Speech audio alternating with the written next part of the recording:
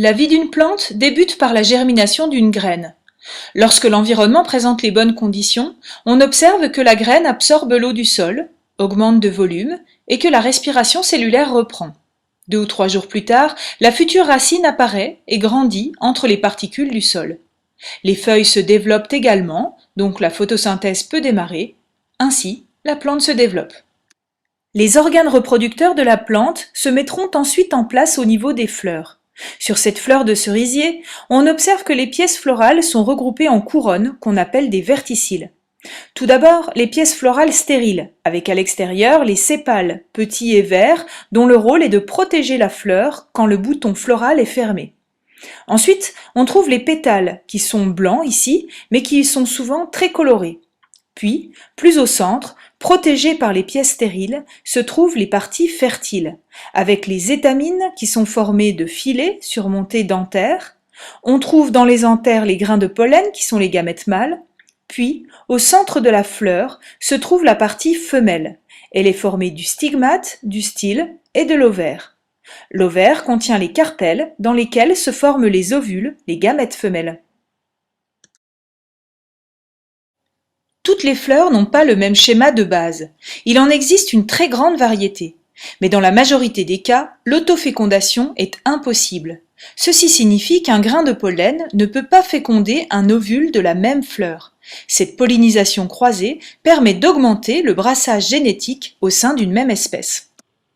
Pour permettre cette pollinisation croisée, la vie fixée des plantes impose donc un transport des grains de pollen vers une autre fleur de la même espèce. Ce transport des grains de pollen s'appelle la pollinisation. Mais quels sont les mécanismes qui permettent cette pollinisation? Chez certaines espèces, la pollinisation se fait grâce au vent. On observe que dans ces cas-là, les grains de pollen sont petits, légers et produits en très grande quantité. Les fleurs de ces espèces sont également adaptées à ce mode de pollinisation. En effet, elles peuvent être groupées en chatons comme chez le noisetier, ou encore, elles peuvent avoir une forme qui leur permet d'être balancées par le vent. Mais dans 90% des cas, la pollinisation se fait grâce aux animaux. Dans ces cas-là, les grains sont plus gros, plus ou moins collants et présentent des ornementations qui leur permettent de s'accrocher facilement aux poils des insectes par exemple. Les fleurs qui produisent ces grains de pollen présentent également des structures attractives pour les animaux. Elles fabriquent du nectar dont les insectes sont friands et elles exhibent également des signaux visuels et olfactifs qui attirent les pollinisateurs. Parfois, les mécanismes observés chez les plantes sont très ingénieux. Regardez chez la sauge. La fleur présente des étamines qui s'abaissent sur le dos de l'insecte quand celui-ci arrive sur la fleur pour butiner. Ainsi, il transporte le pollen sur son dos et il pourra le déposer sur le stigmate d'une nouvelle fleur qu'il butinera plus tard. Ces relations étroites entre la fleur et son pollinisateur se sont construites tout au long de l'évolution. On dit qu'il y a coévolution. Étudions un autre exemple de coévolution. Cette orchidée est appelée étoile de Madagascar. Elle vit sur les arbres. Elle possède de grandes fleurs blanches en forme d'étoile et un éperon qui est un tube qui peut atteindre 30 cm de long et au fond de ce tube se trouve le nectar. Quand un papillon appelé sphinx entre en contact avec l'orchidée, il peut alors enfoncer sa trompe dans l'éperon et aspirer le nectar qui se trouve au fond. En même temps, l'insecte touche les pollinies qui sont des amas de pollen et ainsi, il se couvre la tête et l'abdomen de ce pollen. Plus tard, en allant butiner une nouvelle orchidée, il pourra déposer ce pollen et féconder la fleur. Or, pour aspirer le nectar au fond du long éperon, les papillons doivent présenter une très longue trompe. C'est ce qu'on observe ici.